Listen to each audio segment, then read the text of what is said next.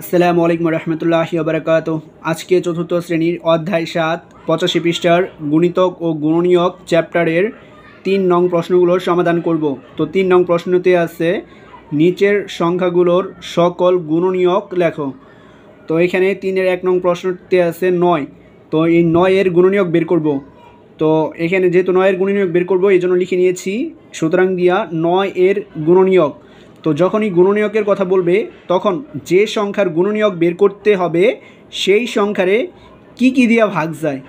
তো এই ৯-এর গুণনীয়ক বের করব যেহেতু এই ৯কে কি দিয়ে ভাগ যাবে সেটা লিখতে হবে। তো ৯কে হচ্ছে ১ দিয়ে ভাগ যাবে, তো এই জন্য একটা লিখব। তারপরে হচ্ছে 9কে কিন্তু 2 দিয়ে ভাগ যায় না, 2-এর ঘরে নামতে পারেন দেখেন 9 হয় কি না। তো 4 দুগুণে 8, 5 দুগুণে 10। তো এই 9কে কিন্তু 2 দিয়া ভাগ যায় না। তো 9কে দেখব 3 দিয়া যায় নাকি, 3 × 9, তো 3 দিয়ে কিন্তু ভাগ যাচ্ছে, তো 3 হবে এখানে। তারপরে কিন্তু 4, 5, 6, 7, 8 এগুলোতে কিন্তু ভাগ যায় না 9কে। তো 9কে ভাগ যায় হচ্ছে আর 9 দিয়া, তো 9কে 9। তো 9কে ভাগ যায় হচ্ছে 1, 3, 9 দিয়া। তো 9-এর গুণনীয়ক হচ্ছে এই 3টা 1, 3, 9। অর্থাৎ যে সংখ্যার গুণনীয়ক বের করব ওই সংখ্যারে যে সংখ্যা দিয়া ভাগ যাবে সেটাই হচ্ছে ওই সংখ্যার গুণনীয়ক। 9কে ভাগ যায় 1, 3, 9 দিয়া, এই জন্য এই 9-এর গুণনীয়ক হচ্ছে 1, 3, 9। এখন হচ্ছে 2 নং প্রশ্নটি সমাধান করব। তো এটা হচ্ছে 2 নং প্রশ্ন। তো 2 নং প্রশ্নে আছে 12। তো যেহেতু গুণনীয়ক বের করতে হবে এই জন্য লিখেছি সুতরাং 12-এর গুণনীয়ক। তো এখন দেখব 12কে কী দিয়ে ভাগ যায়। তো আমরা জানি যে কোনো সংখ্যাকেই 1 দিয়ে ভাগ যায়। তো প্রথমে হচ্ছে 1 লিখব, তারপরে কিন্তু দেখব 2 দিয়ে ভাগ যায় নাকি, 6 দুগুণে 12, তো 2 দিয়ে ভাগ যায়, তো 2 লিখব। তারপর দেখব 3 দিয়ে যায় নাকি, এক এক করে বাড়াই যাব।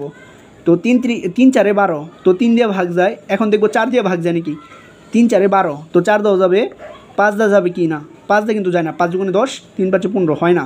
তো 6 দিয়ে দেখব, 6 দুগুণে 12, 6 দিয়ে ভাগ যাবে, তো 6 লিখব। তারপরে কিন্তু 7, 8, 9, 10, 11 এগুলো দিয়ে ভাগ যাবে না। তো 12কে 12, তো 12 দিয়ে ভাগ যায় আর 12কে। তো 12-এর গুণনীয়ক পেয়েছি 1, 2, 3, 4, 6, 12, কারণ এই সংখ্যাগুলো দিয়া 12কে ভাগ যায়।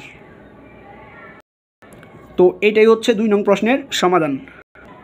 এখন 3 নং প্রশ্নটি সমাধান করব। তো 3 নং প্রশ্নে আছে 24। তো এখন দেখব 24 এর গুণনীয়ক লিখেছি। তো এখন 24কে দেখব কী দিয়ে ভাগ যায় সেটা এখানে লিখব, ওইটাই হচ্ছে তার গুণনীয়ক। তো 24 কিন্তু 1 দিয়ে ভাগ যায়, 24 24, তারপর কিন্তু 2 দিয়ে ভাগ যায়, 6 দুগুণে 12, তারপর কিন্তু যায় 3 দিয়া, 3 8 24, তো 3 লিখব। তারপর 4 দা দেখব, 4 6 24, 5 দা কিন্তু যায় না কারণ 5 5 25, 24 কিন্তু হয় না। তো 6 দা দেখব, 4 6 24, 6 দা যাবে, 7 দা যায় না, 3 7 21, 4 7 28, তো 24 হচ্ছে না।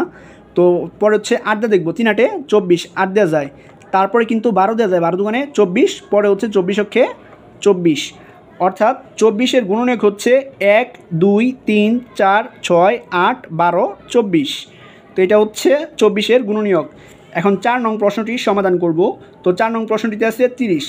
তো 30-এর গুণনীয়ক লিখেছি। এখন 30কে কী দিয়ে ভাগ যায় সেটা লিখব, ওইটাই হচ্ছে 30-এর গুণনীয়ক।